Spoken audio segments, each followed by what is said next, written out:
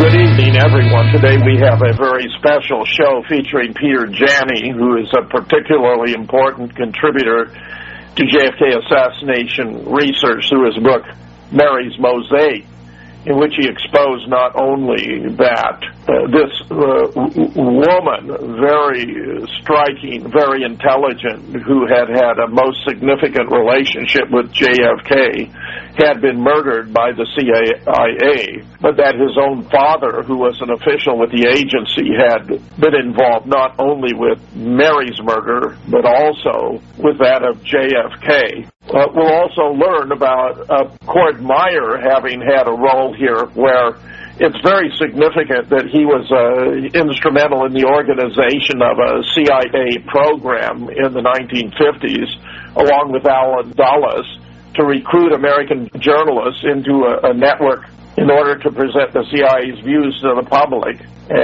fund student organizations, and use magazines as fronts. It became what Frank Wiesner would refer to as the mighty Wurlitzer, because he could have any story, anything he wanted to put out, and it would voila appear in the New York Times, Newsweek, Time Magazine, NBC, CBS, ABC, completely outrageous, where it was first referred to as Operation Mockingbird in Deborah Davis's 1979 book, Catherine the Great, about the publisher of the Washington Post, which is, of course, in many ways, our nation's most significant political newspaper, because it's there in the capital. Here's a quote: "You could get a journalist cheaper than a good call girl for a couple $100 a month." This was from a CIA operative discussing with Phil Graham, editor of the Washington Post, on the availability and prices of journalists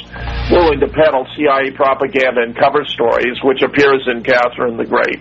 Most everyone already knows the famous quote from William Colby: "The Central Intelligence Agency owns everyone of any significance in the major media." And, of course, in his earlier article published in Rolling Stone in 1977, Carl Bernstein pointed out that officials of the agency had boasted that their greatest successes had been with Time Life, the New York Times, and CBS. Here's a specific quote: "The agency's relationship with the Times was by far its most valuable among newspapers, according to CIA officials. It was General Times' policy to provide assistance to the CIA whenever possible." It's a tragic situation about which we all need to learn more, and therefore I'm especially glad that Gary King has conducted this interview with Peter Janney. The following time period has been made available to District Attorney Jim Garrison of New Orleans to reply to an NBC News program broadcast on June 19th. In that program, NBC News examined some of the methods used by Mr. Garrison in his investigation of what he charges was a conspiracy to assassinate President Kennedy. Except for the opening and closing announcements, this program has been prepared under Mr. Garrison's sole supervision. Mr. Garrison. Tonight I'm going to talk to you about truth and about fairy tales, about justice and about injustice. In the months to follow, you're going to learn that many of the things which some of the major news agencies have been telling you are untrue. You're going to learn that although you are citizens of the United States, information concerning the cause of the death of your president has been withheld from you. In the months to come, you will learn to your own satisfaction that President Kennedy was not killed by a lone assassin.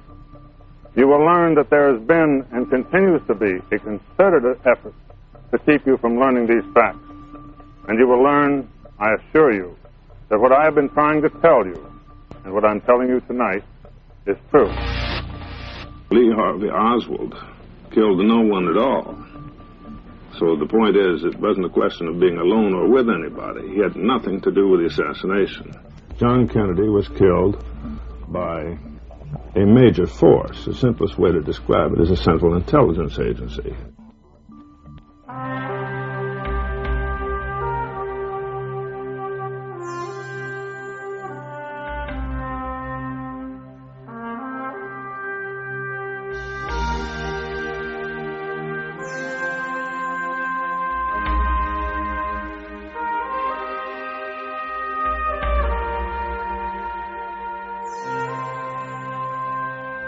I was burned so many times that I stopped giving interviews. In other words, if the words ended up in print, they were twisted in an indescribable fashion. If they were for TV, repeatedly the editing resulted in an absurdity. So I reached a point where I concluded it would be almost useless to try and communicate my position, and I was tired of being harassed. Sex, murder, and alleged cover-up, all the makings of the countless conspiracy theories that are out there about the assassination of President John F. Kennedy. Now, the murder of this woman, Kennedy's widely rumored mistress, Mary Meyer. Her execution-style murder has been called one of Washington's enduring mysteries. The latest theory, now detailed in this explosive new book, Mary's Mosaic. The book claims that the CIA has both Kennedy's and Meyer's blood on its hands. The author of the book theorizes this: Meyer simply knew too much, was too close to the so-called truth about Kennedy's assassination, and so the book claims the CIA masterminded her murder. The author behind the controversial new book, Peter Janney, now joining me, along with presidential historian Thomas Whalen.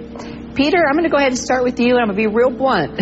Critics here say that this book is absolute fiction, but then there's people on the other side fascinated by the subject, like Oliver Stone, who says that this book moves us closer to, quote, a reckoning. So tell me about your personal ties with Mary Meyer and the CIA.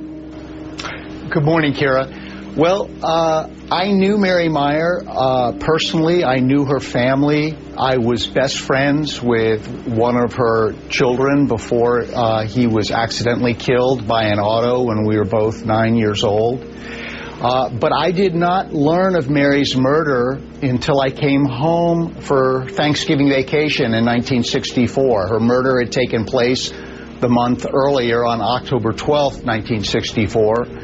And so I learned that she had been murdered, and it was deeply troubling to me, as I detail in the book. And it has sort of, I would say, haunted me for a great deal of my life. It wasn't until 1976 that we all learned, through an explosive article in the National Enquirer, that Mary and President Kennedy had a fairly involved, intimate affair. And in fact, I maintain Mary Meyer was likely the last true love of President Kennedy's life.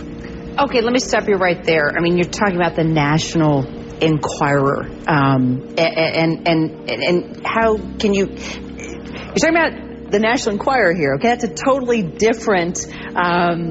That's a tabloid. So now you're coming forward and saying the CIA masterminded this murder. Tell me where you get your facts, your proofs, your documents, your conversations. Tell me what you got here that should make us believe in this, Peter. Well, in the early 1990s, an author by the name of Leo D'Amour, who is no longer with us, and I believe was suspiciously led into suicide, Mr. D'Amour had uncovered much of the research that's used in my book, and I became friends with him.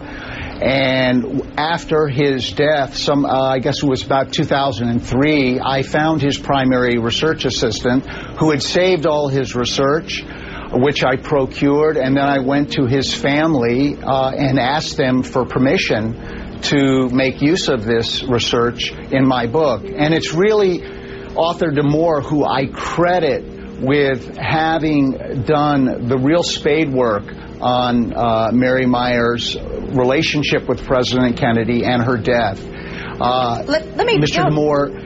Hold on a second, Peter. Just let me get Thomas to weigh in, because we've only got a couple more minutes. Thomas, you're the historian here. Weigh in on this. What do you think of the allegations that Peter makes in this book? And I do want to add quickly, let me get it in, that we did reach out to the CIA. This is the statement we got. Allegations that the CIA had anything to do with Miss Meyer's death are baseless. This is simply no evidence to support this conspiracy theory. As a historian, Thomas, please weigh in.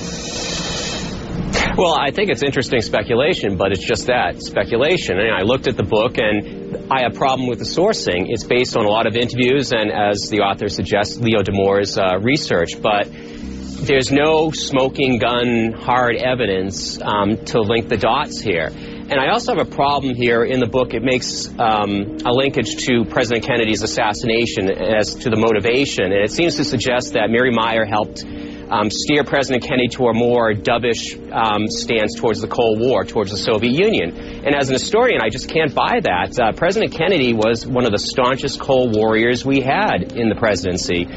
During his tenure, he starts off with, for example, 63 ICBMs and ends with 423. He launched the greatest arms race in the world's history. And he also was responsible for ordering the coup that resulted in the assassination of President Diem of South Vietnam just a few weeks before his own assassination.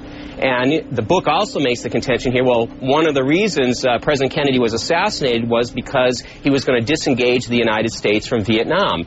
And frankly, the proof isn't there. Thomas Whalen, Peter Janney, we're going to have to leave it there. Appreciate your time. Thank you, Kara. Good to be with you.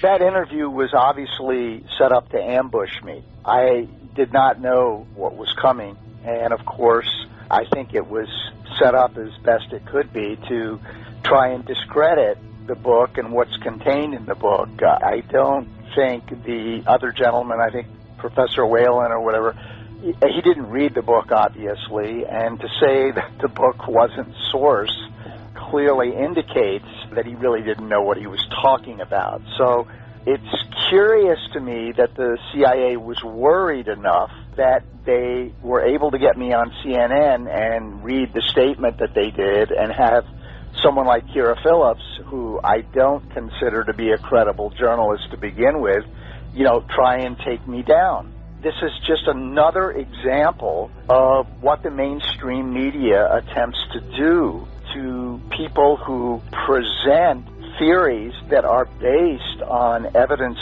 of fact that clearly show that the hogwash we are getting as a citizenry is basically just that. This is what the national security apparatus wants you to believe. They want you to believe that Lee Harvey Oswald killed JFK, when in fact there's just not a shred of real evidence that that was the case at all. I was ignorant enough to walk into a trap that I didn't see coming, but that happens all the time.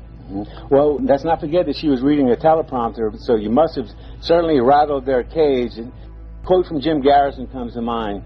He said, well, we didn't get a conviction, but they knew they were danced with. So it seems like you're dancing with these boys, and to get on CNN is, in my mind, no easy task whatsoever. Well, I'm glad you brought up that quote by Jim Garrison, because I have a document that comes from the CIA that's in the National Archives. The document is signed by my own father, who was a high-level CIA asset and who worked for the CIA since its inception.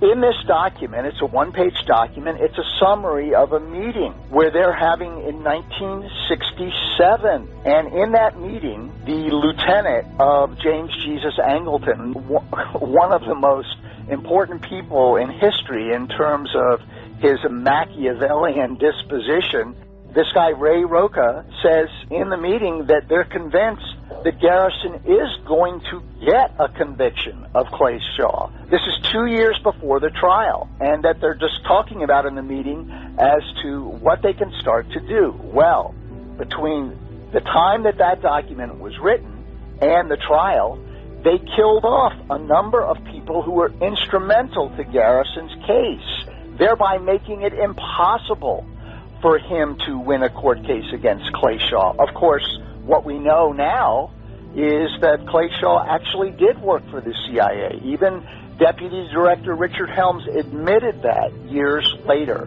So once again, you see how the justice system in our country has already been contaminated, in the sense that the national security apparatus, at any time they want to, can get in there and turn the right knobs, turn the volume up or down, and get whatever kind of outcome they would like to have seen.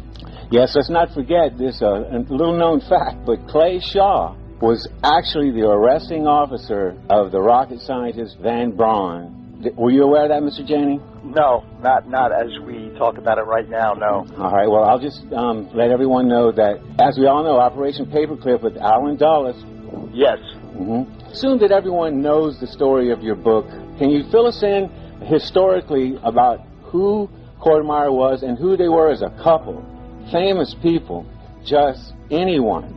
There are a lot of parts to my answer to your question, and so I'm going to go back in time in a little bit and eventually answer all the parts. But let me start with this. Cord Meyer was a brilliant scholar at Yale University. I mean, he graduated summa cum laude. He won the Alpheus Snow Award, which is the university's highest undergraduate award. Cord was a rising star, and of course, the first thing he did was enlist in the Marine Corps. In fact, they had an accelerated graduation because of the war, and Cord and a number of others showed up in their Marine dress uniforms. But the point is that Cord went off to war, and he figured that he had to do this like all the other members of his generation, but he really had mixed feelings. In his heart, I think he was an avowed pacifist, and certainly when he got into battle, he was injured in Guam, he lost an eye, he almost died, but he came back convinced that he had made a terrible mistake. And with the emerging nascent nuclear age taking place, he had known Mary Pinchot before he came back, but they weren't seriously involved until Cord's recovery in 1944, I think it was.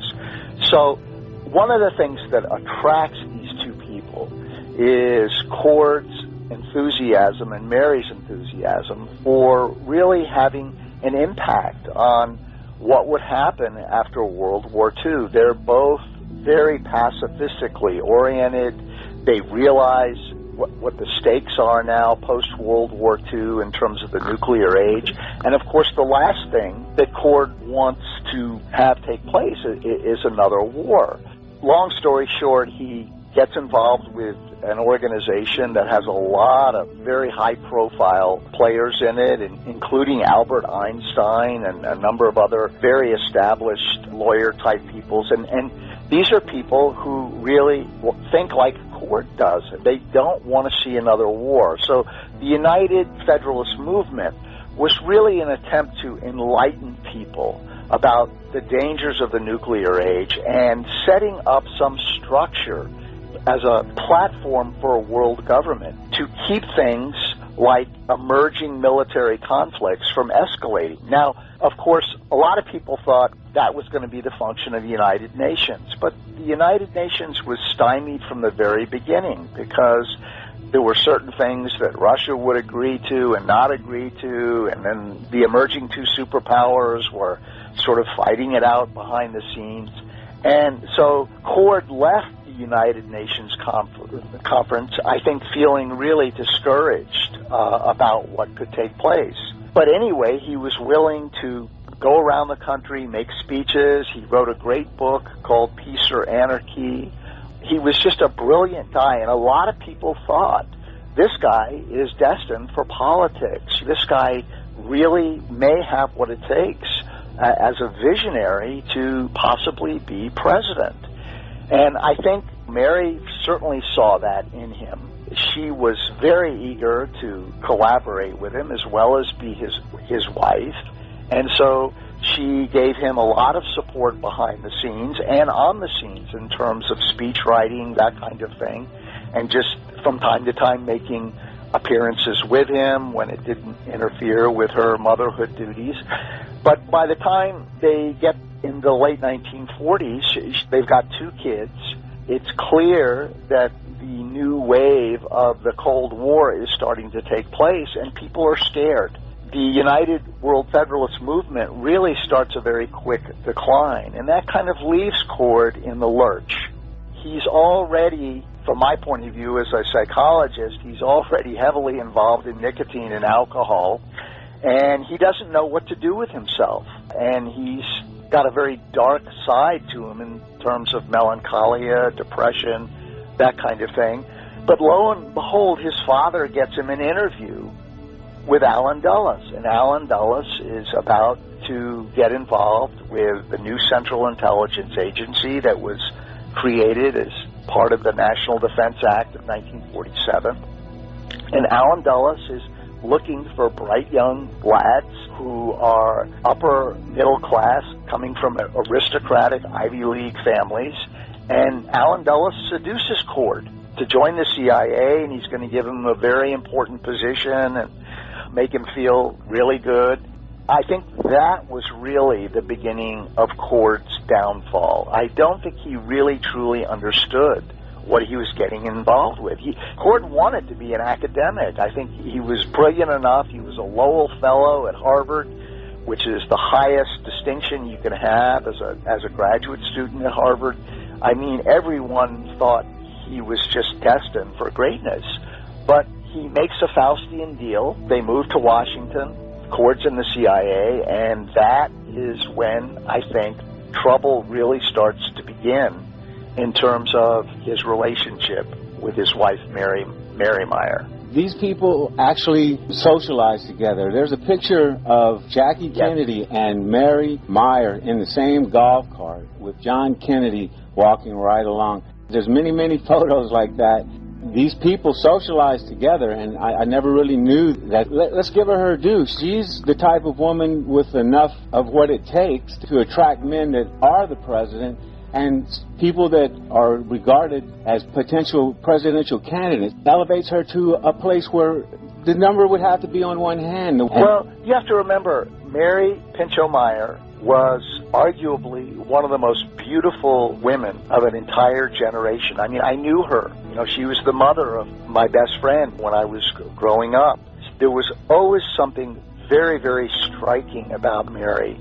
It was more than just her physical beauty. She had just an immense presence when you were around her. And when she interacted with me, many people would corroborate this, you just felt like she was being very sincere, very present, very focused. She was like no other adult that I knew as a child. And she actually met JFK when she was 15 years old at a prep school dance at JFK's old prep school, the Choate School in Wallingford, Connecticut. And that was the first time that JFK laid eyes on her. And he was very taken with her visually. I mean, she was someone else's date at this festivities weekend, but you better believe he kept cutting in on her so that he could dance with her, and he wanted to get to know her. Mary, even at that time, really wasn't interested in a wealthy playboy, which is essentially what JFK was at that time. She kind of played along with him, but, you know, they did not get seriously involved with one another until the very, very late 1950s, maybe early 1960, from my point of view. As I try and point out in my book, there's sort of an amazing synchronicity here that goes on. The two emerging men post-World War II who clearly are destined for some kind of stardom are Cord Meyer and John Kennedy. They even appear in Vogue magazine article, I think it was in 1947 or 48. The name of the article was 10 Men Who Care. And the first two, the top two, are Cord Meyer and JFK. And of course, at that time, Cord was really the more sophisticated, the more articulate, educated. Mary, for whatever reason, destiny or whatever, is attracted to him because I think she thinks he really is destined for something to be truly great. She wants to help him. But as I said earlier, he makes a Faustian deal with the devil, and their marriage unravels very quickly in the late 1950s, and she divorces him. Now, it turns out that during the 1950s, JFK and Jackie move in literally next door to the Meyers in McLean, Virginia. It's like fate keeps placing JFK in Mary Meyer's surroundings in one way or another. It's like a movie. It's like a movie. Yeah, it really is. Yeah, it really is. And so as JFK finally gets it together and decides that he is going to run for president in 1960, he's never lost touch with Mary, but it's at this point that something begins to happen between the two. And Mary is still, I mean, she knows he's a great womanizer, he's a major philanderer, but that doesn't really bother her. I mean, Mary isn't looking to get married again, believe me. She's a very independent woman. She's an artist. She has her own money. She doesn't need the burden of any kind of a dysfunctional relationship. But I think at this point, Mary in the late 1950s is really part of the artistic avant-garde. And one of the things that was going on in Hollywood and in California was LSD. I mean, LSD in certain circles was being used therapeutically by a small group of people, because most of whom were artists, and these people were, undergoing controlled sessions with a psychiatrist or a number of doctors out there who are interested in this substance. People in the artistic circles are really reporting major kinds of breakthroughs. And, of course, this is exactly the kind of thing that would intrigue Mary. So she gets involved with hallucinogens and becomes increasingly convinced that there is something very powerful here and potentially something very healing. And I think it's really been a case where it's helped her with her own grief over the loss of one of her children, Michael, who was my best friend. And she thinks increasingly that this substance could really be used to elevate human consciousness. So when she gets involved with JFK, they do purportedly smoke marijuana in the White House residence in 1961, I think it is, or 62. But she is also talking to him about LSD. There is some evidence that his sister-in-law, Ethel Kennedy, who is married to his brother Robert, was having a little problem with alcohol, and that she sought out LSD therapy as a way to help her with this problem. So it's not like this substance is known to the Kennedys. Meanwhile, you have Timothy Leary coming alive at Harvard, and this is when Mary pays a visit to Timothy Leary and, in a sense, tells him, look, I live in Washington. I'm not going to tell you who I'm involved with, but I believe that LSD and other hallucinogens could be very helpful to world leaders. And so it's Leary who starts to help her understand what it means to be an LSD guide for someone who's taking it for the first time or who wants to explore certain dimensions of their consciousness. So it's my contention, based on certain strains of evidence, that after the Cuban Missile Crisis, which, as we know, nearly brought the world to an end. I mean, if there was ever the most dangerous moment in human history, it was the Cuban Missile Crisis, because we were on the brink of nuclear war. And in the aftermath of that crisis, JFK and Khrushchev both knew that this kind of thing could never happen again, that they would lose control and the world would go up in smoke. So I think Mary really persuades JFK that it might be good for him to explore this with her. And he's very upset after the missile crisis. He's depressed to one degree or another. He realizes the stakes that had taken place during that crisis. And so it's my understanding that about 3 weeks before President Kennedy's American University commencement address in June of 1963, that the two of them did do a mild hallucinogenic journey together in someone else's house in Georgetown. It probably lasted 4 or 5 hours, that kind of thing. I mean, I think it was an important event in the fact that it likely took place. But JFK, I think, after the Cuban Missile Crisis, knew the Cold War was a dead-end street. And certainly Mary was reinforcing that with them. And he realized that the only solution here was to get out of this Cold War mentality and look toward world peace. Now, it just so happened that his counterpart in Russia, Nikita Khrushchev, was agreeing with him. I mean, these two were having a secret relationship behind the backs of the State Department and the CIA, and they were becoming friends. They both wanted the same thing.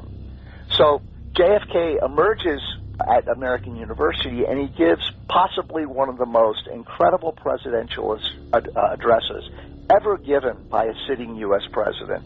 It's like nothing else we've ever heard.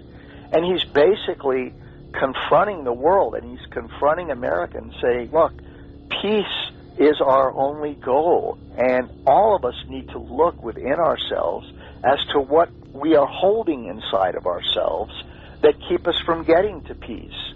So he's offering a challenge to people to really go through some self-examination, internal self-examination, and he also announces that he's going to propose the first limited nuclear arms treaty with Russia during that speech.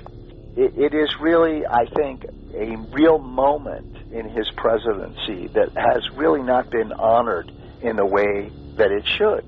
But what's even more incredible is he makes this announcement for the first time in June, and by August, they've already got the foundation of the treaty outlined. He sends a team over to Moscow.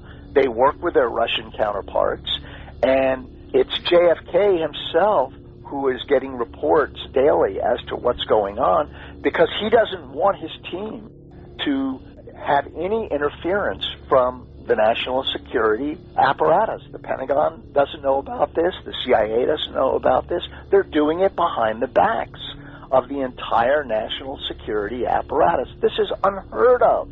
He makes the announcement of the speech in June, and by September, the Senate has ratified the treaty. And this is when, I think, really all hell breaks loose. They realize in Washington that they cannot control this guy anymore. He is off the reservation, and he's not even listening to them.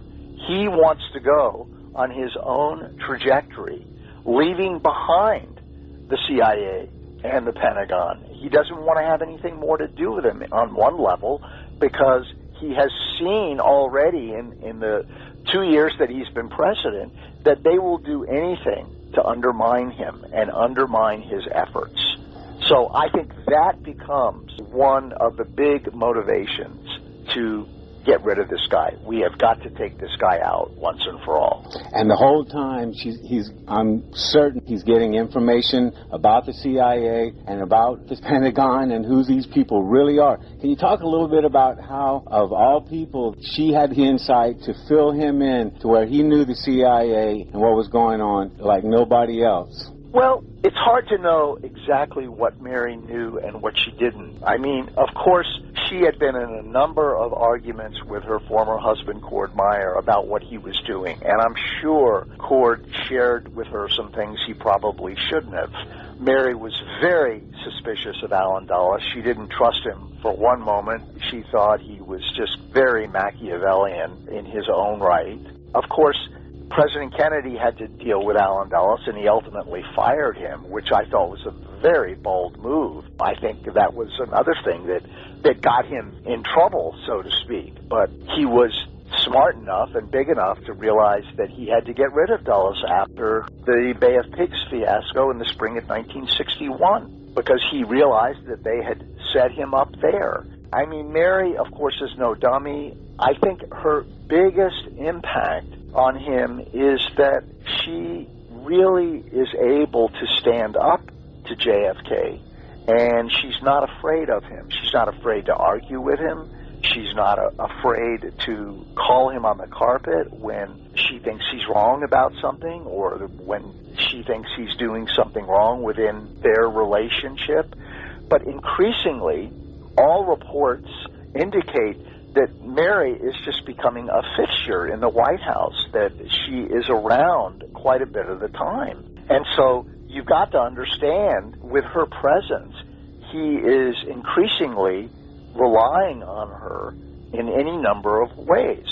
But the most important thing is that I think this relationship between them becomes a relationship of redemption for President Kennedy. I mean, this is a guy who is really broken emotionally. He's had a very difficult childhood, a very unloving, cold mother. The woman in his family, his sister Kathleen, who he loves the most, was killed, I think, in the early 1950s in an airplane crash. That was a huge, huge event for JFK because Kathleen really meant a great deal to him. But his relationships, by and large, with women, including his wife, really don't amount to much at all. I mean, he is a notorious philanderer, and a lot of people know this about him. He's not terribly faithful, not even to his wife, even though he truly loves his children, as he should. So I think this relationship with Mary really opened a door for President Kennedy. I have it on good authority that he told his closest assistant, Kenny O'Donnell, that he wanted to divorce Jackie after he got out of office so that he could be with Mary. That's where this relationship was headed. She just had a head on her shoulders, so how about this? She can influence you about world affairs and get high with you at the same time and start dream about peace. Yeah. All right, hey, Peter. All right, so you've got to get the book. It's like no other. I have to admit, I was lazy about it, and I thought she was, another affair, and I saw the newscast at the corner of my eye, and you have no idea who this woman was, and when you're dabbling in nuclear war or not, she may have had at least the slightest to do with JFK going towards peace and maybe saving your life and everyone you know. All right, Mr. Janney, it seems like the Santa Barbara conference that went on out in California has been getting attacked a lot lately. What I'd like to do is talk about Sitka, because our friend Mr. Philip Nelson, which I did an interview and also a video with him, seems to be such a credible person, and the information that he brings forward seems to be very straight up, and it appears that he can't get on shows, the normal shows like Black Op Radio, and it seems like the Sitka Citizens for the Truth about the Kennedy assassination is it seems sometimes unfairly not allowing these books only to severely criticize them when they appear to me to be just so loaded with so much real history. It's so hard for us to get. So can you comment on that? Well, this is James D. Eugenio at his best or at his worst, however you want to look at it. As I've said many times, I think there's an effort out there for this guy, Mr. D. Eugenio, to attempt to destroy the credibility of anyone who comes along who doesn't fall into line behind Mr. D. Eugenio. I've confronted him in various articles that have been published on the web. He's certainly trashed my book, as he's trashed any number of books. And so I make it a point to ignore people like this as best as possible. I don't think James D. Eugenio is all that he believes that he is. And I have had a number of arguments with people in terms of how they just obsequiously follow him and hang on every word. I think that's a very dangerous habit to get into. For me, and I think for a lot of people who have been involved in assassination research with regard to JFK and even Robert Kennedy, one of the best books, if not the best book, in my opinion, is James Douglas's JFK and the Unspeakable. I read that book. It's a great book. Yeah, well, what's great about it is it's extremely well researched. I have talked to Mr. Douglas on a number of occasions. I've read his book 2 or 3 times. I think he has written one of the most compelling portraits of President Kennedy and what happened during his administration and what happened at the time of his assassination. So for anyone who is confused or feels overwhelmed by what's coming at them in terms of this dimension, I think that is the best book for anyone to read if they're really serious about understanding what happened. I really can't say more about Sitka than that. It's upsetting to me that this, in fact, goes on because there are so many researchers who have made so many different kinds of contributions to this arena. Yeah, I completely agree with you on that. In closing, what would you say to the people that are really trying to understand the JFK assassination? And one question I did have for you is that Mr. Phil Nelson's book seems to parallel the book you just talked about, Mr. Douglas's book, other than it was critical of JFK in a sense. It seems to be that there's certain areas you can't go to, like no criticizing the Kennedys or no bashing LBJ, or certain places it seems like you can't go. That's a two-part question. What do you think about Mr. Nelson's book as far as paralleling the other? And what do you think about giving some advice to people who are really trying to understand the most complex of things with more disinformation to have you go astray than anywhere else? Well, I've looked at Mr. Nelson's book. I haven't read it cover to cover, but I don't think LBJ was the mastermind of the JFK assassination. The mastermind of the JFK assassination was the national security apparatus, and they had their thumb on LBJ just as much as they had their thumb on JFK, but in a different way. And what I mean by that is specifically this. LBJ knew he was headed for jail. I mean, that he was headed for ruin, given what he'd been involved with in the early 1960s. He was not going to be on the Democratic ticket with JFK in 1964. The CIA knew this, LBJ knew this, and basically LBJ had one way out, and that was to cooperate with the effort that was going on behind the scenes to get rid of Kennedy. LBJ clearly played a major role in terms of not only getting the assassination set up and then the cover-up that took place afterwards, but I think it is incorrect to say that he alone was the ringleader, and that's where I take exception to Mr. Nelson's effort. It just doesn't fit with all the other pieces of evidence that we have pulled together in the last 50 years in terms of what really happened.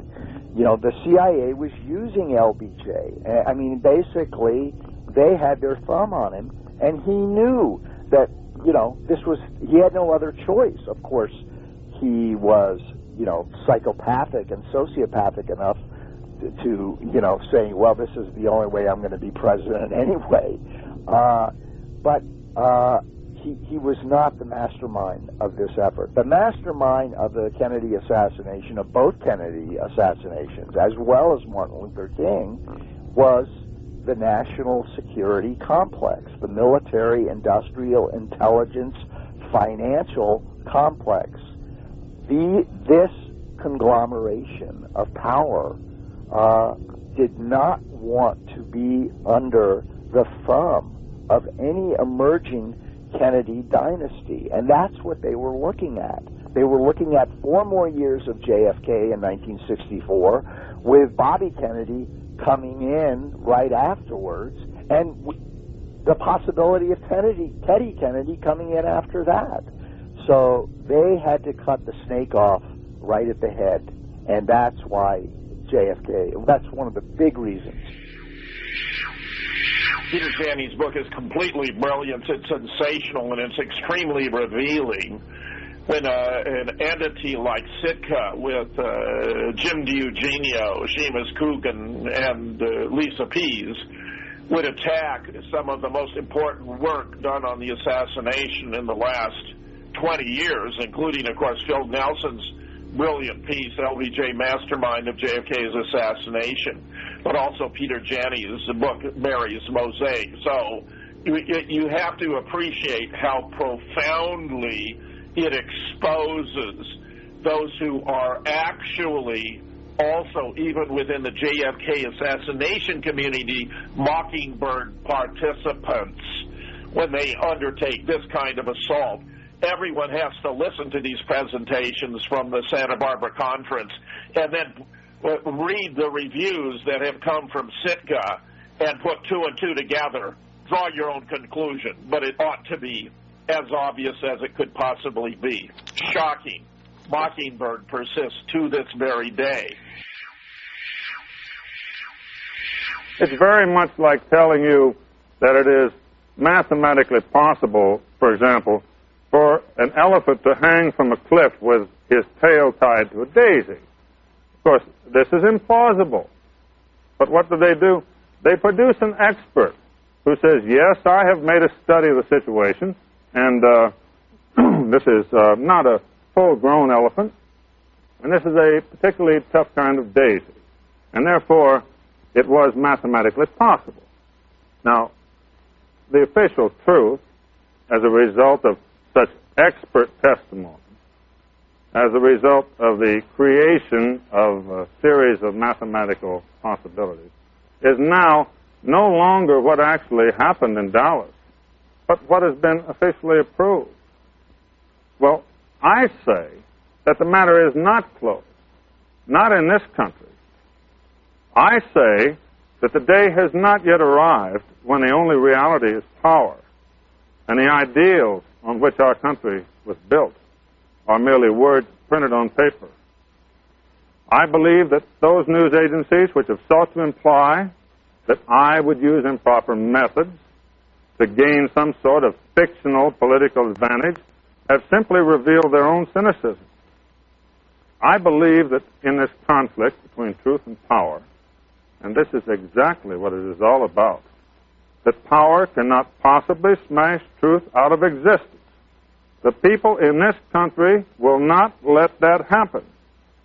If we still live in the same country in which we were born, and I don't think it's changed that much, if this is still the country in which, in the words of our Pledge of Allegiance, there exists liberty and justice for all, then this attempt to conceal the full truth from you, in the end, has to be a failure. Now, in this case, I've learned more about the human race than I really wanted to know. And I've learned more about some of our government agencies than I really wanted to know. And I've learned more about some of our press agencies than I cared to know. But I am still naive enough to believe that in America, the people make the decisions, not a handful of men in the Washington and New York areas. And I believe that the people of America want to know the entire truth about how their president was shot down in the streets of Dallas. And I want to assure you that as long as I am alive, no one is going to stop me from seeing that you obtain the full truth, and nothing less than the full truth, and no fairy tales.